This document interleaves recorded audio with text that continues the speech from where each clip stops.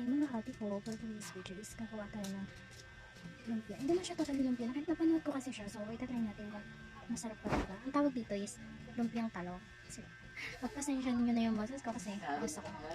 So, ayan, ipapakita ko sa inyo yung ano niya, yung mga ingredients niya. Simple lang siya. Ito guys. Ayan, meron lang tayo ditong ano, meatloaf, Argentina. Yan, tas may bawang. Siyempre alam niyo na yung sibuyas, tapos wrapper. Tapos ito yung talong. Yan, ayun yung gagawin nating lumpia. Ito naman yung carrots. So, bali may natira pang ano, wrapper. Pero try natin kung madami ba tayo magagawa. Let's go, gawa na tayo. Siyempre, igigisa muna natin yan. Hindi naman basta-basta balot lang. Ano yan? Edi matigas, diba? So, ayan. Punta lang ako sa kusina. Tapos, igigisa ka muna. Tapos, papakita ko sa inyo kung paano ba. No, pati ba naman yun? Paano ba i-wrapper? Malamang, dali lang i-wrapper. Charot. So, ayan. Hindi ko na ano na papakita yung nagigisa. Kasi, alam niyo naman. So, tara. Dahil love ko kayo, sige. Ipapakita ko na kung paano siya igisa. Pati ba naman yun? So, ayun. So, ayan, sinalang na natin ang ating kawali. Pagpasensyahan nyo na kasi, yan. Maglalagay lang tayo ng konting mantika.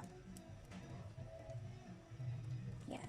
Lalagay na natin ang ating bawang.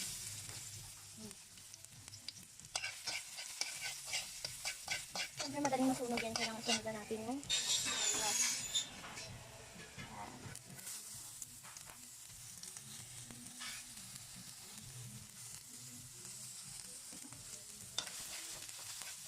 natin yung carrots.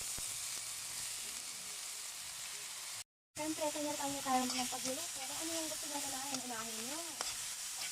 So, para sa akin, hinano ko yung carrots. Kasi, matigas siya. Matagal siya mag-ilang mo. So, ayan. Sunod natin yung talong. Ayan, ilagay na natin ang ating talong. Hala, talong. Ayan. Ay, madaling malanta yung talong natin. Susundan natin yung meatloaf. Hindi ko siya inulang kasi nagawa ng baka madurog. Hala, baka ito madurog. Ihalo lang natin.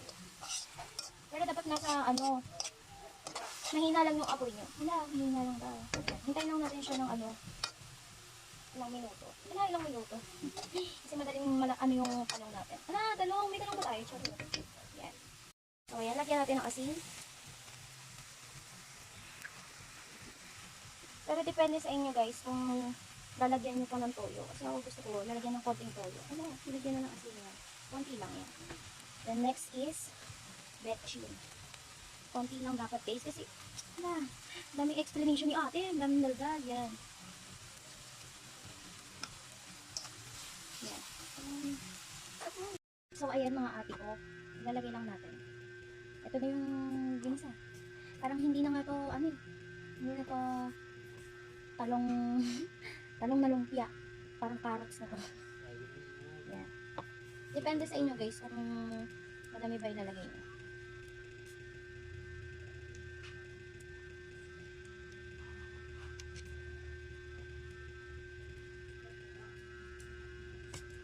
Depende din sa inyo guys kung paano shape.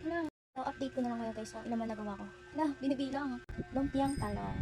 Taray, nagawa ang atin natin. Ipiprito na natin yan. Tapos, nagawa muna ako ng sausawa. At ko lang guys, depende naman sa inyo kung ano bang gusto nyo gawin. I-ulam nyo or ibenta nyo, diba? Patok, nakalagang 100 pesos lang dito. Diba? Gawa ka na ng lumpia. Simpleng lumpia lang yan, pero masarap. Ito na ang ating lumpiang talong. Yan. So, ayan. Yan natin. Wow. Nakain ng aking kapatid. Gutom na gutom na. Natatawa nga ako sa kanya. Sabi siya na magluluto. Pagkatingin ko sunog yung lumpia. Kaya sabi ko ako na lang yung magluluto. Tingnan mo guys. Tingnan nyo guys. Ito yung luto niya. Sunog na sunog. Tayo guys. So, ayun lang for today's video. Sana nagustuhan nyo.